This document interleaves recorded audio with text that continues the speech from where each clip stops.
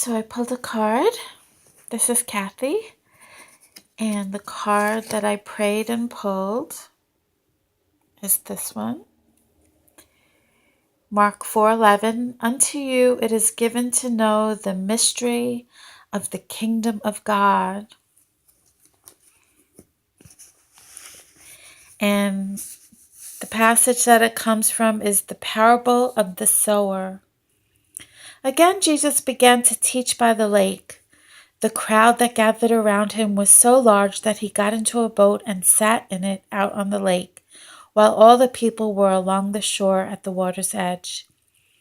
He taught them many things by parables, and in his teaching said, Listen, a farmer went out to sow his seed.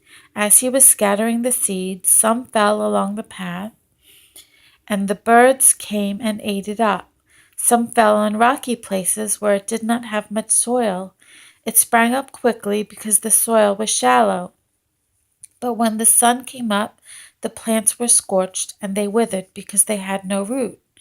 Other seed fell among thorns, which grew up and choked the plants, so that they did not bear grain. Still other seed fell on good soil. It came up, grew, and produced a crop, multiplying 30, 60, or even 100 times.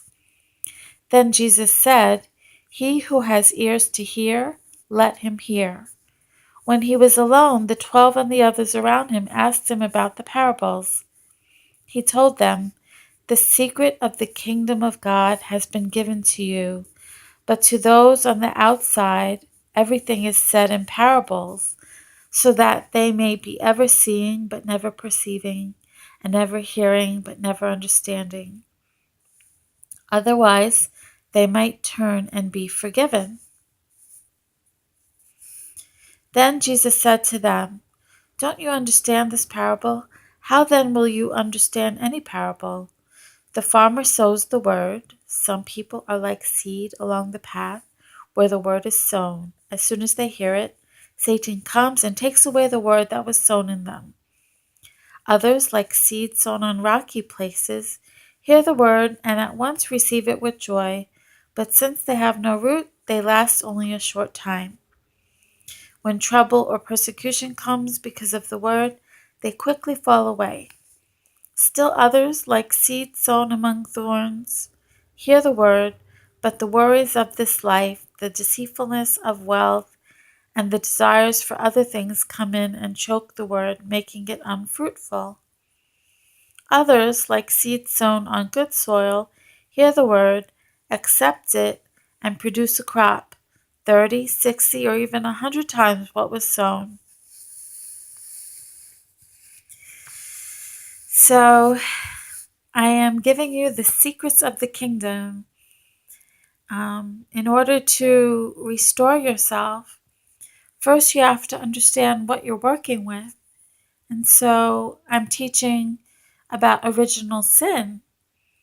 We're working with basically the original sin was free sex. Eve goes and have sex with Lucifer, and then she goes and has sex with Adam. And he was not mature yet. He was not a perfected man yet. And so they gave birth to imperfect children. So you need to know the original sin. You need to know the root. So how do you live a good life? You have sex only with your spouse. And you commit to your spouse. Now, in the church, Reverend Moon's son, Hyungjanim, has stated that there are extenuating circumstances for getting a divorce.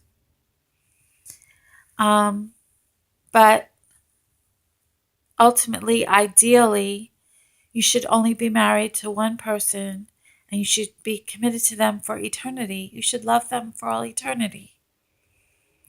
So what I'm doing is I am now celibate and I will not have sex without being married.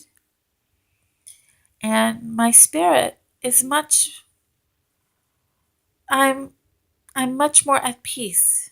I'm definitely at peace that I'm doing this. Um anyway, well, I was about to say I went through a period where even though I wasn't having sex, I still felt like I was doomed for hell. But my conscience would not permit me to go off and have sex. And also, the way I was feeling, I I didn't want to have sex with anybody. After after having sex with boyfriends and then them leaving, and so we break up, and then I feel torn because sex makes me feel more attached to the man.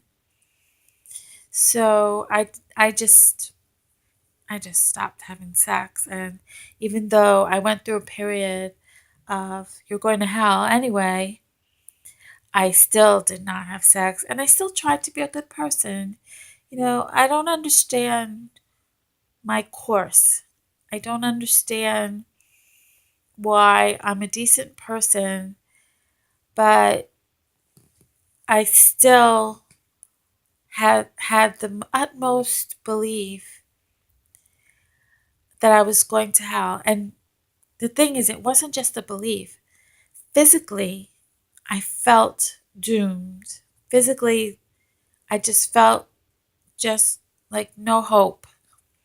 And even when visually, when I would look at the grass, it just looked like it had a certain look to it. I wonder if anyone out there has ever experienced that, where when you looked at something, where you looked around you, it looked like doom. It looked like hell. That was my experience. So, because I had such a physical, visual experience of being in hell, I just thought, oh, I have no hope. That's how it was. But in spite of that, I still tried to be a good person. And so it makes no sense. But perhaps, I mean, it's funny. I believe in the devil. I believe in demons, but because I don't see the devil, I don't see demons, um, it's hard for me to believe that they're actually there creating havoc, causing problems. In spite of me having heard a voice talking to me, in my thoughts, it wasn't a physical voice, it was through my thoughts. But it was a conversation. We were talking to each other through my thoughts, and it was a demon. But oh my God, it definitely masqueraded as God, as an angel of light. That's what Lucifer does. So of everybody, I should really believe Satan does exist. So maybe because Satan could see that I really want to do God's will, so he's trying to kill me off and just make me so hopeless that that that I give up. And he has succeeded many times. Oh my God. But I'm bouncing back, and I'm teaching divine principle, even though I don't teach my family yet. I don't teach my friends yet. I'm still very shy about it. But maybe one day they will watch these videos, and that will be such a relief to me to be able to finally witness to my family and friends. Anyway, everyone, thank you so much for listening. I truly hope that these videos guide you to God, that you have a deeper relationship with God, and that you can be perfect one day too. Let's be perfect. Now, I don't know if I could ever reach perfection. I mean, Reverend Moon's son hasn't claimed perfection yet, and he's Reverend Moon's son. But I'm still praying for it. And so I'm saying to you, go for it. Go for perfection. And I'll try to figure out what to read that will help you to reach perfection. Thank you all for listening, and bye for now.